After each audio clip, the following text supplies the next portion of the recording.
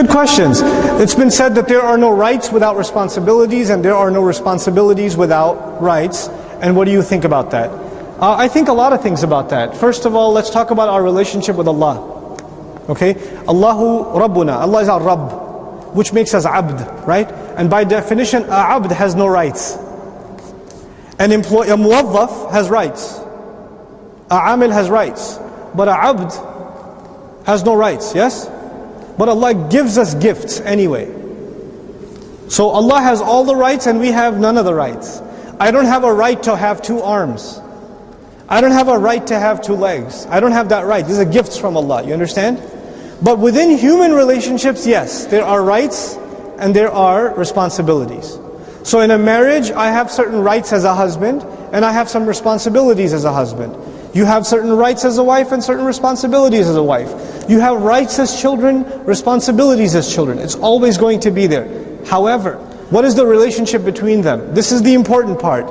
In every one of those relationships, the mistake people make is they're always looking for their rights. That's the mistake they make. Children are looking for their rights, parents are looking for their rights, husbands are looking for their rights, wives are looking for their rights. And everybody says, if I get my rights, I will fulfill my responsibilities, right? That's the mentality for most people. And guess what? When you have that mentality, when the husband says, I will give my responsibilities when I get my rights. And the wife says, well, I will give my responsibilities when I get my rights. Both of you will have a miserable marriage. Chances are you're Pakistani. Right? That's what that's going to do.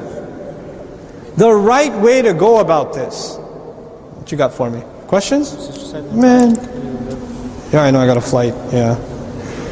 So the right way to think about this is Muslims have to concern themselves with their responsibilities. And they have to stop expecting their rights. You have to stop expecting your rights. And by the way, when you lose your expectations, then you only start expecting from Allah, and then even if you get a little bit, you're really happy. And when you keep expecting from people, you're always disappointed. You're just going to be miserable all the time.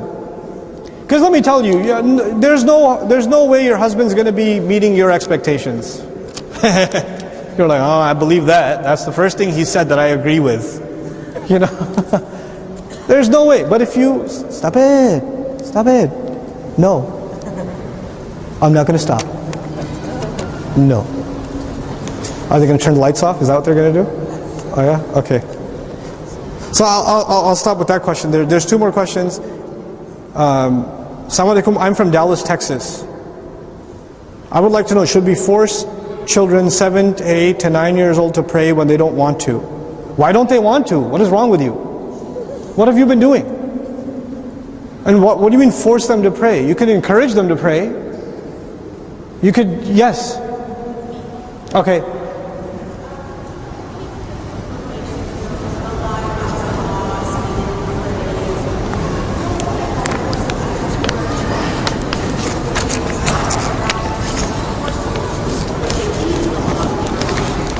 Yeah.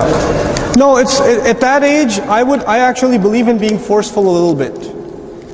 Like a measured forceful, not like a super crazy, like, you know, slap you across the room forceful, but forceful enough that they say, okay, mom's serious, I better pray. And you can't say, well, then they're praying for the sake of mom and not for the sake of Allah. At a certain age, they have to do that. They have to pray for the sake of meeting mom's expectations. And as they mature, they'll thank you for building that habit into them. Right, so that it's important to be a little bit of an authority. We can't be softies in all of our parenting. We can't do that. Okay, one last question. You talked about responsibility. What is the responsibility each Muslim has towards the Qur'an? How much minimum Qur'an should we read daily? That was my last question. Okay, fine. Okay, how much Qur'an should we read daily? As much as you can. As much as you can. But don't, I keep talking about balance, right? Find a time in your day where you can give to Allah's book. My recommendation is after Fajr or before Fajr. Around that time, 10, 15, 20 minutes, if you can recite Qur'an, you're good. Even if you can't give 20 minutes, give 10 minutes. The ummah is at such a low point, I don't want to put high expectations on you. Just start somewhere, read something. Read something from Allah's book. you know. And you guys get stuck in traffic a lot, I'm guessing, yes? So have beneficial things to listen to in the car. Have recitation to listen to. Go through a surah that you're memorizing over and over again. Listen to a tafsir in the car, something. Keep that up as a habit, inshallah ta'ala, in the car. Okay, last question and I'm gone. Jazakallahu khairan for each and every word that you delivered. My question is, how can we strive balance among non-mahram colleagues and family? You live in a non-Muslim country where shaking hands is showing respect. So how can we say no without hurting them? Was it about you or me? I don't know. But look, I mean, at least in the United States, we're a pretty free society, right? So you could do pretty much anything. You could shake feet. In America, you can do the silliest things. So when you know a woman sticks out her hand, some people are comfortable with shaking her hand and they'll quote a fatwa or something and whatever. I'm personally not comfortable shaking hands with women. I'm not giving you a fatwa. I'm just saying I'm personally not comfortable.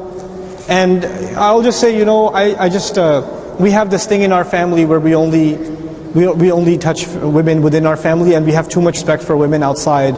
We don't have the privilege to be able to touch them. It's a thing. It's a Muslim thing.